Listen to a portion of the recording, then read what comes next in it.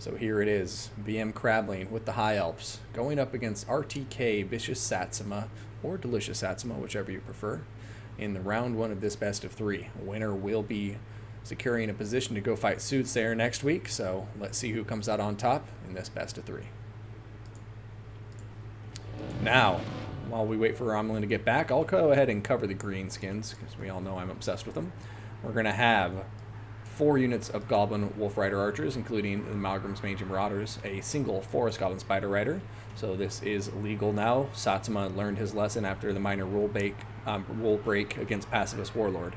We're going to have 3 Stone Trolls, the 8-Peak Loonies, and it looks like a single unit of Orc Boar Boy Biggins right here. Fortunately, it does look like the battle's running much more smoothly than the last ones we were trying to watch. Going to have 2 units of goblins. We're going to have orc boys, looks like 3 of them total. And then for the heroes, we are going to be looking at a River Troll Hag and Grom the Paunch, Spirit Leech, Mither, and the Overwhelming Odor on the River Troll Hag. And Grom the Paunch will be bringing the Lucky Banner, the Great Un is here, and Language of the Boys to give that immune to psychology whenever he's in combat. So, aside from that, we also have a Goblin, Night Goblin Shaman, who I missed. Gonna have Wand of Jet, Vindictive Glare, and Sneaky Stabbing. Now, Romulan, are you back? Have no fear, Romulan is here. All right. It looks like am I going over the High Elves, it seems, as I know you would prefer the greenskins, even though you claim to like the High Elves. And now I must say this High Elf army is going to be one of the easiest I've gone over in quite some time. And forward ahead of the army, we have the skirmish potential of this build. It is 3 Illyrian Reaver Archers, one of them being the Heralds of the Wind. It's excellent to see that unit once again, a unit you really don't see all that often. Now the rest of the infantry, well, there is no infantry besides 1 spearman in the back, but let's not pay too much attention to him. He's just there. Now we have 2 Dragon Princes, one of them being the Fireborn. We also have a Silver Helm with shields. Now the leadership, it's techless. He's on his parrot. It's a standard kit. Regrowth, Net of Amatok, Greater Arcane Conduit. Of course, he has the Bound Wind spell, and we do have a Moon Dragon accompanying Parrot techless in the air, and that makes up this High Elf build. And this is going to be a wild and maybe a fast battle. Who knows? But we'll see. Does look like Vicious has, well, actually, this will be a crazy battle, let's say. This will be very dynamic and a prolonged skirmish phase, to say the least, HW. Net of Mintok going down. I mean, I think it could be a big breath, is what I'm going to guess, on top of that dragon. And here comes a Bound Fiery Convocation. Looking like it's happening. I don't know how much damage is going to get done, but oh, look at that breath on the giant River Troll Hag. I like it and I don't like it at the same time. The Fiery Convocation doing negligible damage, but the River Troll Hag will just be able to regain that HP lost, you know? So yeah, and absolutely, you would have really liked to see that Fiery Convocation go down on the 8-Peak Loonies. They're right there. It's a ripe target, the perfect target. Maybe one of the most cost-effective greenskin units on the roster, and a big Vindictive Glare going down. Very, not a great opening, but still, that River Troll Hag at about half health, but she's healing all the while, HW. Yep. I mean, I guess we'll see. I do think the greenskins have the tools to answer the skirmish fight brought by the Illyrian Reaver Archers. As long as they don't get into any too bad of commitments, I think they'll be able to continue to pull this off. Dragon Prince is going in for the goblins, but the Stone Trolls are nearby, and they may get a nice little counter charge off there on top of the Dragon Princes. Ooh, Mither on top of them too. It looks like a nice trade there. They've got some damage down on the goblins, but it's not a fair trade. Those Dragon Princes taking a fair bit, but here we go. Second breath going down, and the second net. And here we go. Will it be enough? Troll Hag only had a third health. The Fireborn and the Dragon Prince is sandwiching the Stone Trolls right now, and the terror is kicking in already. And that's 2 Stone Trolls surrounded and that are getting devastated right now. Will they be able to survive and come back? They're losing health quickly. I don't know. That play was very, very well done by Crabling, just absolutely trapping those greenskin units and punishing them. Oh my goodness, look at all those units. Even more so, HW. The Illyrian Reaver Archers going down to just completely sandwich those units, and even more so, very lucky for the High Elves. Night Goblin Shaman, Vindictive Glare went into the dirt mostly, and this is huge. Will the High Elves be able to capitalize on this? And if they can run these trolls off, they very well could win the day, my son. Absolutely. I mean, the Greenskins are committing everything they have into this engagement. You know, the Dragon Princes are starting to show some damage going down. And the Moondragon looks like he's not doing the best right now, but you have the River Troll Hag very low on health. I just think if the High Elves pull out of here right now, take advantage of the fact that they got a very good play there, and regroup, they'll be able to continue, you know, doing well in this fight. But I think they might have stayed in a moment too long, as the Dragon Princes across the board did take quite a lot of damage. They are taking a bit of damage, but here we go, I believe. Yep, third breath goes down, and the River Troll Hag is nearly done. One charge could finish it. Boom. And there we go. That is a key piece of magic move for the Greenskins. Yeah, the High Elves did not want her around. They didn't want that Mither. They didn't want that Spirit Leech. And looks like it panned out. And there's only Sneaky Stabman and Vindictive Glare on the field now. Greenskins are winning on the balance of power, but it seems like they may be in a tough place, but still, one Stone Troll, full models, nearly full health, full combat efficiency, and Teclis and the Moondragon taking a lot of damage HW. Yeah, and Teclis just not in the best spot right now either. You know, he's kind of getting surrounded, pinned in place by Stone Trolls. Looks like the Fireborn and the Dragon Princes are coming back in to try and support. But yeah, I don't know, man. This is an interesting fight. I thought with that initial play, it almost looked like they just broke the back of the Greenskins, but the Greenskins are continuing to fight through it. And the 8-peak loons, I mean, yeah, the loons from them just devastated the Dragon Princes, doing a ton of work. So, my goodness. Yeah, that was painful. Goodness.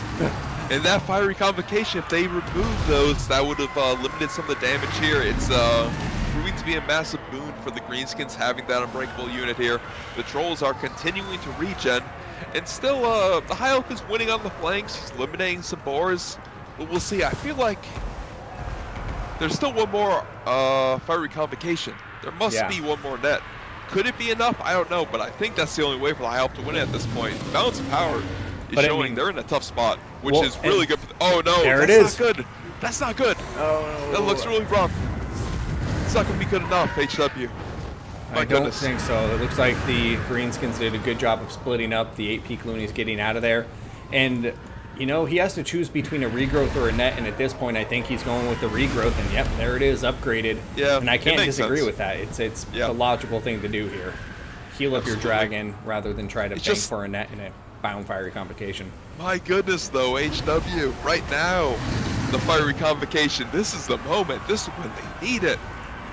This would have been massive here as well. With the regrowth going down, Kindle Flame would have been active. Oh my goodness, there goes the Wah. Teclis taking some damage, but it looks like he's going to be able to get out of there now. His Superior Mass just pulling through the Greenskin infantry. And yeah, he'll be up in the air in no time by the looks of it. And the Greenskins really just need to focus on killing as much of the ground forces as possible, because those flyers are just going to continue to be slippery. But the Stone Troll's really healing back up. A lot of health. 12 models and 3 chevrons on one of them. This is so strange to me. There's no Kindle Flame on Teclis. That is a very good point. I did not even notice that. Yeah. I thought there was all this fire synergy going down, but apparently it was not so. I just assumed because it would be so strong against these Stone Trolls right here. And in the late game, that may prove to be a deciding factor. A 22% bonus on damage, not here on the field, chat. And I believe that will be it, most likely. Oh, another loon! Oh, the loon. The loon. It's absolutely loony, folks. Absolutely loony. My goodness. It's still getting some damage. Oh. Still getting some damage as they pulled out, but I mean, Dragon Prince is down to 3 models. I think the Fireborn are gone for good, right? I don't see them anywhere. Another Vindictive Glare going down against Teclis. And it looked like the Moondragon's strong. Yeah, he may remove the magic here, but this is a beautiful reason why you bring 2 casters. Yeah. The first caster was sniped very hard, but still vicious. He's had some magic on the field as well as extra leadership for some time. Oh wait, no Grom. His leader though. Grom, could this change everything? This change everything. This really could. The Lucky Banner is on top of him, so he has that 40% ward save, which I think is keeping him alive. And the Moondragon, instead of going for Grom, has decided to try to dive in and stall the reinforcements from arriving, and I think that's going to allow Grom to win the day. Stone Trolls no getting back in. Foe. No Kindle Flame. No chance for extra procs of damage, which could have proved invaluable here in the late game. Imagine extra damage here from the Moondragon and Teclis, but that might have been the last chance for the High Elves. Oh, another regrowth coming in. Damn. That regrowth coming in at a clutch moment, but I just don't know if it's going to be enough. Sneaky stabbing going down on top of the Stone Trolls, increasing their attack and armor-piercing damage. And, yeah, the regrowth is definitely helping, but the Stone Trolls, there's just too many of them at this point, I think. And the fact that Grom and the Stone Trolls are all regenerating that HP, and Tekla still getting that Vindictive Glare. Oh, looks like this is going to be a... Two casters. Yeah. And now the High Elves have nothing in the field, they have to stay in combat. Indeed. Again, Teclis is doing magic damage here, which quite a bit is negated by the Stone Trolls. Kindle Flame could have helped negate that. And here in this tanky situation, just the Stone Trolls regen without Kindle Flame to punish that regen, that weakness to fire. These Trolls may bank and heal all their way to victory, and very well fought first game. Yep. And I think one of the things to point out here that Grom, and I see that I think it was who in the chat was mentioning it, but as long as Grom's in combat, he gives them immune to psychology to units in an area of effect. So I think that was really saving the greenskins there in the late game, especially because terror routes with the Moondragon and Teclis are such a real problem, but having the language of the boys on top of Grom can really be a boon to prevent that from happening. Absolutely. I mean, with the Trolls, that leadership debuff could be just about invaluable. Mm-hmm. Though I still wonder, what could Kindle Flame and maybe an enfeebling foe, just a 6 wins a magic cost spell. When Grom was isolated there, and maybe a Moondragon, not a Moondragon charge with Teclis, could they have killed Grom and maybe swung the whole tide of battle? Because you know, as a greenskin player, how devastating that minus 16 leadership loss of Lord can be. Mm-hmm. And I just wonder, it just seems so odd to not bring Kindle Flame against greenskins with their just bevy of regen units and weakness to fire. There's 5 units here that have a natural weakness to fire. So Kindle Flame, I agree. It's like you kind of assume Trolls are going to be a part of the army. Not necessarily the River Troll Hag or Grom, but Trolls at least. I think it's a pretty safe assumption in the current meta that Stone Trolls are going to be on the field. And I'd probably forego shields on Silver Helms just to get the Kindle Flame, but it's just odd since Crabling's an excellent player. He's very experienced in the game, and just odd not to see that in the situation. Well, and yeah, think about those breaths with the Kindle Flame popped. Yeah. You know, that River Troll Hag would have probably died in 2 breaths if Kindle Flame had been popped. I was just thinking that. Yeah, that's an excellent point. Yeah. And saving a 3rd breath to maybe eliminate the Stone Trolls later on. Yeah. It's just I'd say that's part of maybe a few plays that could have changed the entirety of that match. The first Arcane, or the first Phoenix wind spell. Yeah. The name escapes me at the moment. But if that could eliminate the 8 peak loonies, maybe the most important unit. Not the most important unit, but the most, I mean, it's hard to describe the value they give to every Greenskins army. Having an unbreakable unit in the middle of your infantry force on a faction that has very low leadership as its main weakness, essentially. Mm-hmm. It's almost insane how powerful and just impactful and valuable a unit can be. To remove it early, I mean, not even counting in the power of that loon in the late game, which is very good. Yeah. So just a few things. Killing a better wind spell, Kindle Flame. I think too, then, like, just to, and sorry to interrupt, like, I think it's just weird. Also, enfeebling foe, I just wanted to say that. It's Enfeebling foe It's is such super an amazing important. spell. I love that spell. It seems like the perfect opportunity to get a jump on any unit. So Yeah. it's strange to not see those two things on tech lists. I feel like that gives a player a much better advantage. But sorry, go on. And he's one of the few casters who can afford to bring all those because he has enough wins of magic to actually utilize them all in the game. But yeah, just build off, like, just kind of calling back a previous match we saw today where it was Soothsayer, I believe, leading the Wood Elves against an Empire build. And holy hell, that Penumbral Pendulum on top of the Sigmar Sons, you know, another unbreakable unit that not really worried about its damage out, but its effect of leadership across the Empire State Troops line, that unbreakable unit.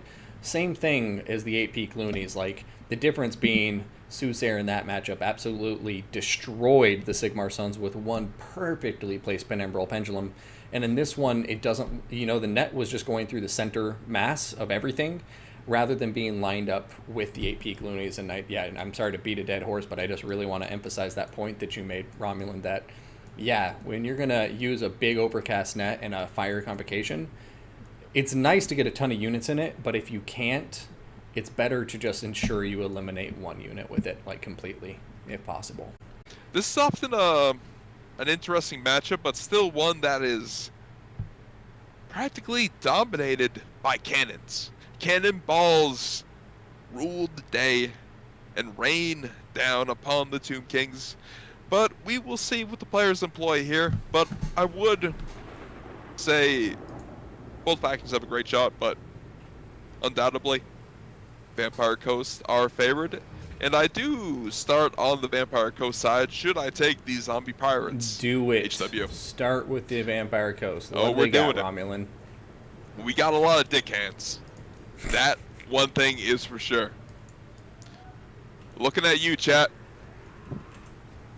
Hands on the keyboard. Anyway, as I digress into debauchery, we will get back to the builds. And we have a front line of 5 zombie pirate dickhand mobs with polearms. A unit which I believe I have called the most cost-effective infantry in the entire game. Prove me wrong, chat. Prove me wrong. I don't think you will. Now we have a bevy of gunnery mobs here. We have a good heaping helping. Oh, this might be 5 bombers. I think that's legal. Well, but maybe it shouldn't be because it is filthy. 5 bombers up front, that is filthy. And I just want to give a shout out, bombers, how dare you be cheaper than the Bloaty Boy Corpse. They should be a little more expensive than the Bloaty Boy Corpse. Give my bloated boys a little bit of love. Anyway, moving on, we do have the 5 bombers, aforementioned. And we also have 2 zombie pirate gunnery mob handguns, a little bit of extra AP. And we have this glorious Shade Wraith gunners, the deck gunner ROR, the ghostly artillery, and I must say they really are a beautiful unit. I feel some Lord of the Ring vibes with this green glowing ghost unit, and I like to think that they were there at the battle of anyway. Minas Tirith, but yes, continue. Yes, Minas Tirith. Anyway, in the back we have looks to be 2 carronades, 1 mortar, and we have a standard leadership core here. We have the fleet captain, Lord Vampires. He is in the heck.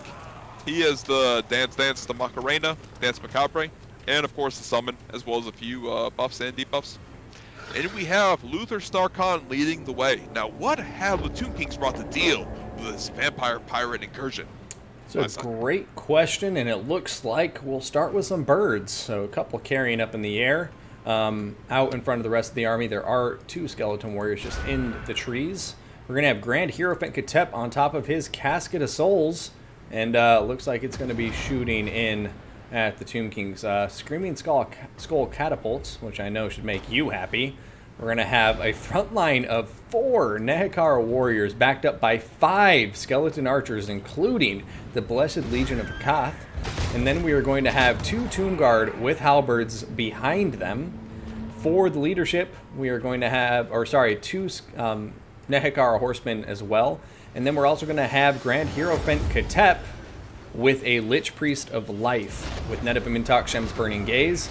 And oh my god, the Screaming Skull Catapult is deadly accurate, hitting Luther Harkin in the air right now. It's kind of cracking me up.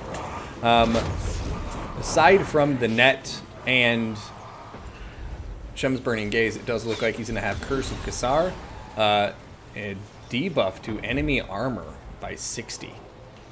Now, looks like Luther Harkin taking some serious damage. Another Shem's Burning Gaze, going to be getting eaten by the face of poor Luther Harkin's Terragoose. And Grand Hierophant Katep is going to be bringing on top of him, before I forget, Arcane Conduit and Traw's Incantation of Righteous Smiting. So a buff to armor piercing damage, missile damage, and base missile damage for missile units. A spell you really don't see often, Romulan. I think that rounds it out, and Luther Harkin taking some significant damage, but obviously he can heal it up. Okay, I have returned, sorry. I had to place a sushi order. No, you were good, man. What have I missed? Looks like Luther Snarkon's taking a little bit of a beating, HW. Yeah, him and Grand Hierophant Katep have both taken some serious damage.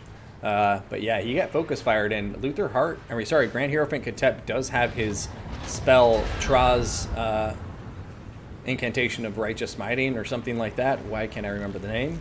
Yeah, Incantation of Righteous Smiting. The missile, armor piercing, and base damage buff. Which is just, yeah, a unique spell to bring, and I like it, especially with 5 skeleton archers on the field of battle. Yeah, it's very interesting indeed. It's a spell I'd actually have to look. Remember what the Overcast version does.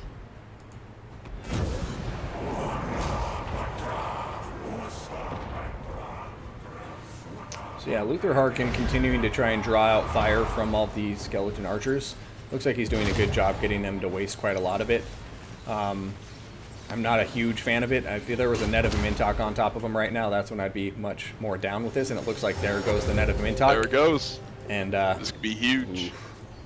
I mean, all of the archers are in range. I really don't like the Ushapti Great Bow not being on the field though, HW. Yeah. As well, it's the perfect unit to receive the buff from the missile spell buff.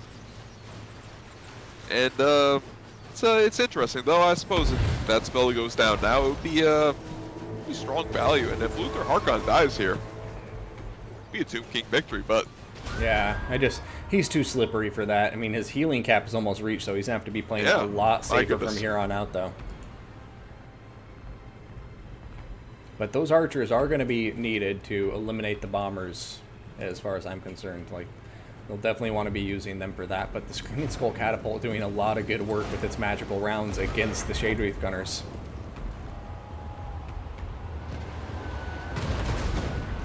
Indeed, look at that. It's a massive value. The Shade Wraith Gunners may not be long for this world. Mortar's getting some unlucky shots off there, not able to connect with any of their Tomb King targets. And look at this, the Vampire Fleet Captain getting way too ahead of himself too. And now he's getting targeted by the fury of those skeleton archers.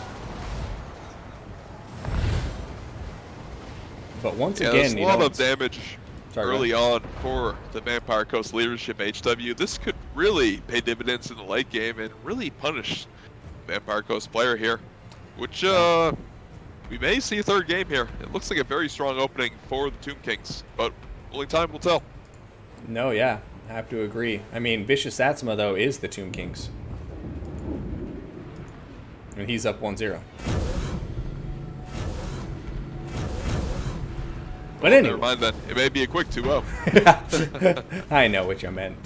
But yeah, I mean, Grand Hierophant Katep still has a decent amount of ammo left, and he's actually still getting quite a lot of damage in spite of the low HP he currently has. You know, I think Luther Harkin diving in there once could possibly kill him, but you know, the Tomb Kings are doing some really nice work here. Satsuma kind of deploying around behind with the Nehekar Horsemen and the Carrion, just, you know, basically waiting for the Vampire Coast to lose formation, maybe get a bit impatient, and then they can just go in there and delete all of these artillery pieces, no problem.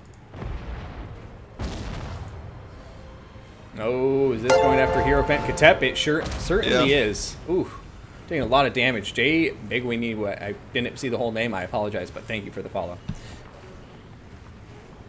And these skeleton archers have really used a lot of ammo, HW. That's Look kind at of that. what concerns me, you know. I think they did a lot of damage to Luther Harkin and the Vampire Fleet Captain, but now those arrows, which would have been the perfect counter, the handguns and the bombs and everything like that, they don't have the ammunition to pull it off. Absolutely, and the ROR archers, the Legion of Vogt. Vogt Legion, maybe.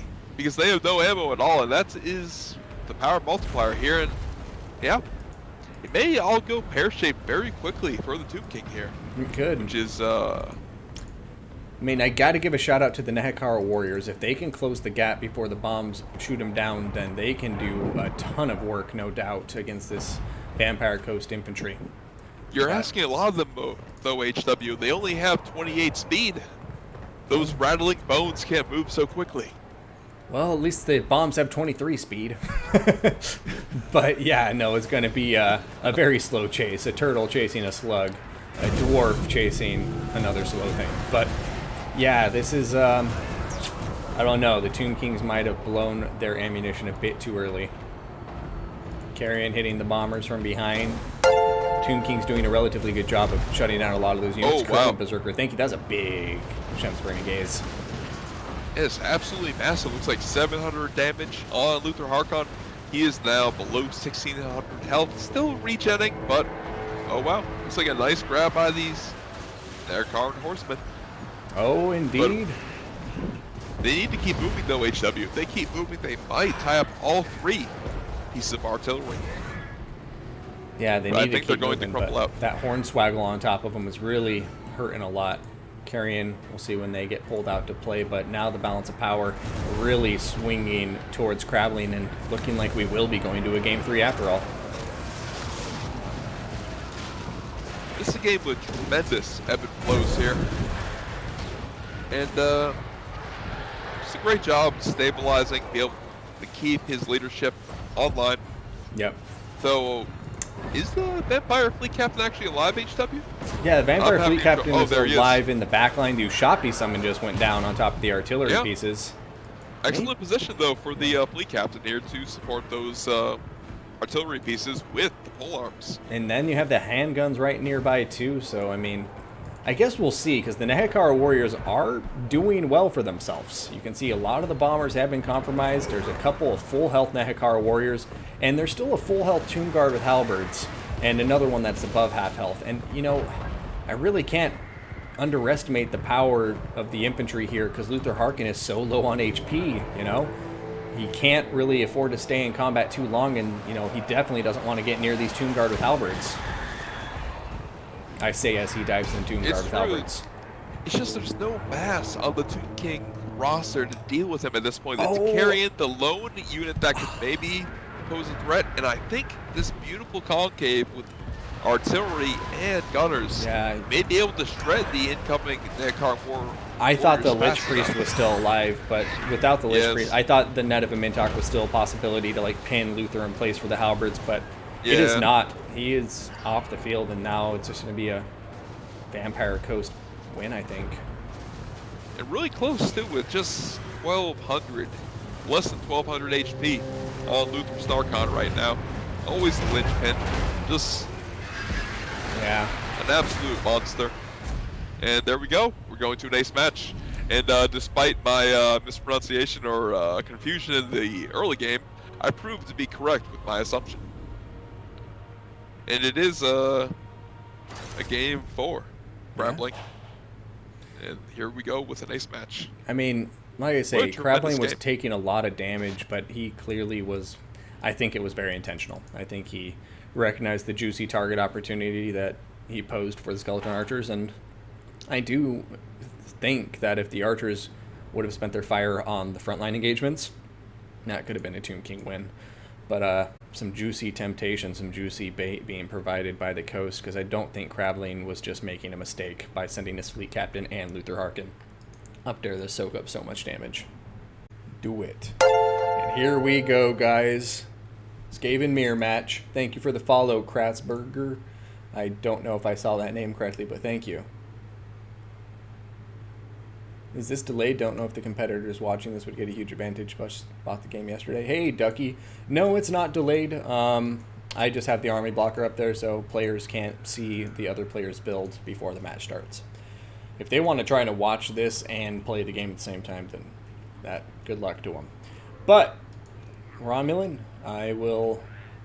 I can't even. You just left, right? Okay, he just left. So I was going to ask. Oh, it's happening. Yeah, which faction do you want to go over? But it's Skaven, so which Skaven do you want? I'll go over the Skaven. Red or blue? I'll go over the Skaven. And by that, I'll go over the blue Skaven for now. All right. So all these armies will be quite similar. It's a bunch of rats. It's a bunch of shooty rats. It's a bunch of bigger rats. It's a bunch of leadership rats. And in general, it's a bunch of rats. But what does that entail exactly? Now we do have 4 Skaven Slave Spears. And to back them up, we have 4 Plague Monks. Very strong infantry, 4 Rat Boys. Now for the skirmish potential, we do have 3 Gutter Runners with poison. All with poison, keep in mind.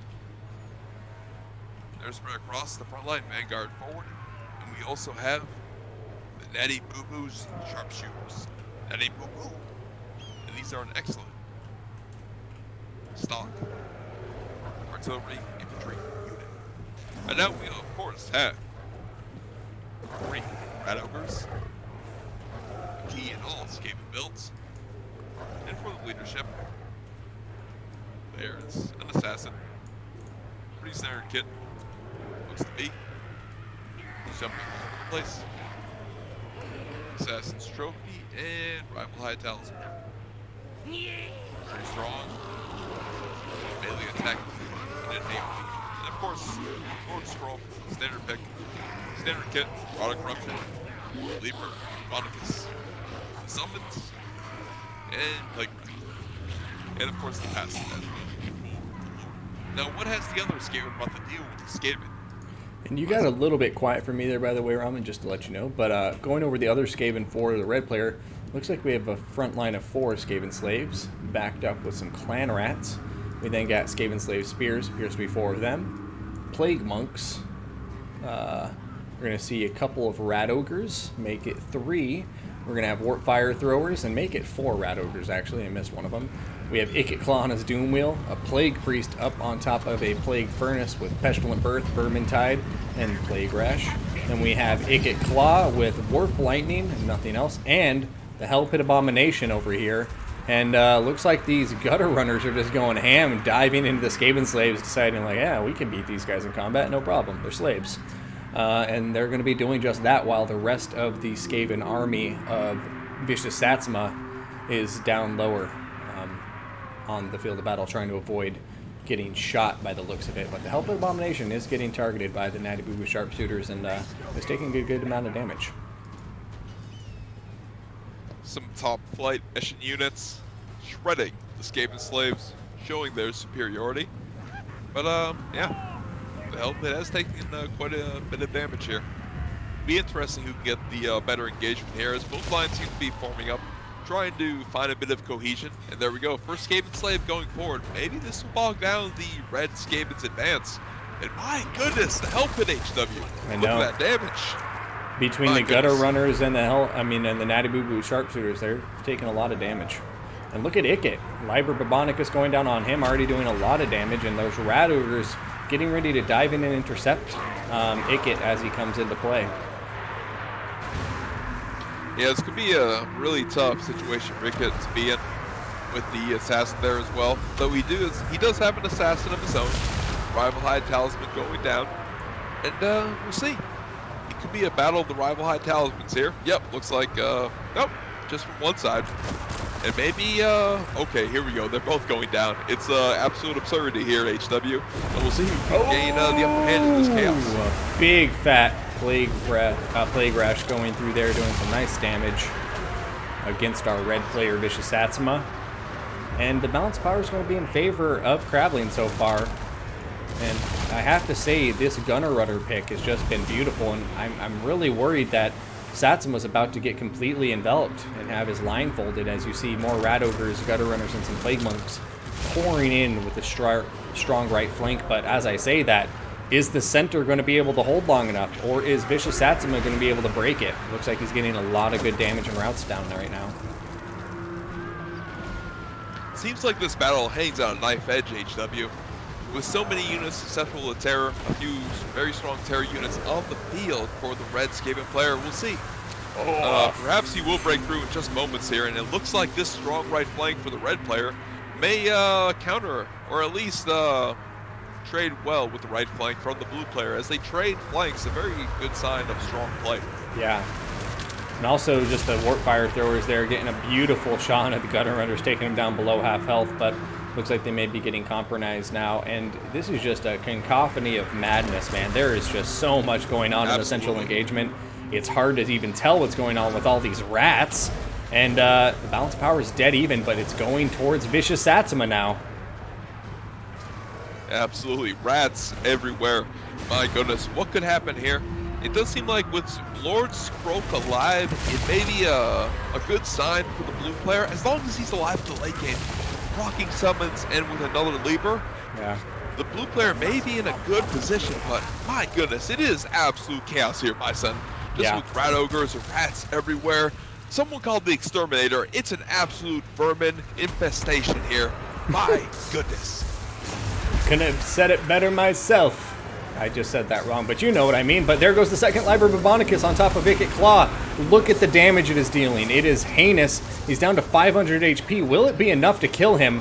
Quite possibly, and the Gutter Runners are on his ass, and he is now routing. He is down to 155 HP, Romulan. And losing us a leader as a Skaven player is massive. And there's the Natty Boo Sharpshooter shooting him, and he's gonna die. And there he goes. But will it be a trade of Lords? Because Lord Skroak is very low, and the Plague Priest is still doing quite well. Hell Pit's online, regen as a factor, but the Rat Ogres are gone nearly for Vicioussatsuma. I think the Blue Skaven might have this, but the Balance of Power disagrees with me. The Gutter Runners and a few volleys on the Hell Pit may decide it, though. We will see here. But oh my terror goodness, route on top of Skroak. Anything can happen here. My goodness, it's absolute madness. It's really going to be a matter, too, of if this Hell Pit Abomination can get its health proc. Indeed. But the Plague Priest being full health right now, and the Terror being on Viciousatsuma's side, is going to be very difficult. Like, the Terror routes at this stage of the late game are going to be really, really powerful. And looks like Vicioussatsuma''s forces are starting to regroup around the peripheries. Absolutely. He's got some Rat Ogres back. He's got some Plague Monks. He has a few slaves. And he can just pull them together. He's got a pretty strong push here. And it all comes down to the procs, though. Will the help again, as you said. And it's all on the line here. Will it happen? Oh, man. Look at its HP. On a knife's edge. Running away. On a knife's edge. Can it do it? Can it do it? Oh, my God. His leadership is hanging in there, but yeah, balance power going further and further red, but I see some blue units regrouping, some blue rat ogres across the field. I mean, this is so close. Absolutely, and Skroak is still alive, so maybe that could help stabilize. He's so close, just over 300 HP, but this Hell Pit healing. No! It died! Never mind. Excuse me, I spoke too soon. I spoke too soon. The Skaven Slave Spear summon going in. Can they finish it here? Or is it going to be too late? And Viciossatsuma's going to see this slip through his fingers. Oh my God. The Vicioussatsuma has gotten the Rat Ogres to rout. He's getting a lot of his units regrouped right now. Maybe he can pull it off. Oh He's my got this God. one Rat Ogre chasing off the Natty Boo Boos. This might be the game-winning play, because I think this Natty Boo Boos may have ended his Plague Priest. I mean, it might be the game-winning play. I think you're right, Romulan. I mean, the Assassin is still around. The blue Rat Ogres of Crabling are regrouping with some Plague Monks and Skaven Slave Spears, which should give them a good edge. But now it's getting back to a blob fight, and as long as it's a blob fight, I think the Plague Priest will be able to pull it out, but time will tell. There goes another summon, and oh my goodness. This has been such a crazy close mirror match, but I agree, Romulan.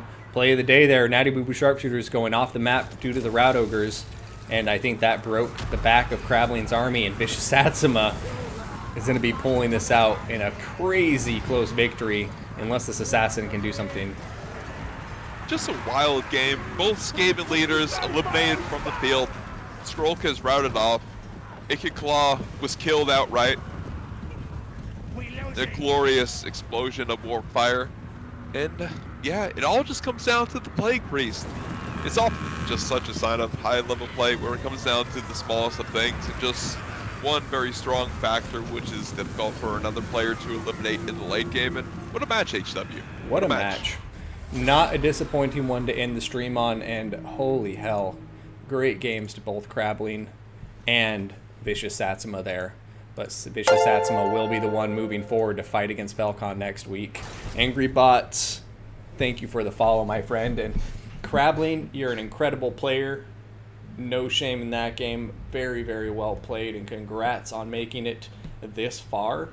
Definitely going to be getting that $50 gift card, and we're going to see if Vicioussatsuma next week, whenever we get this scheduled, I'll keep you guys posted in the Discord.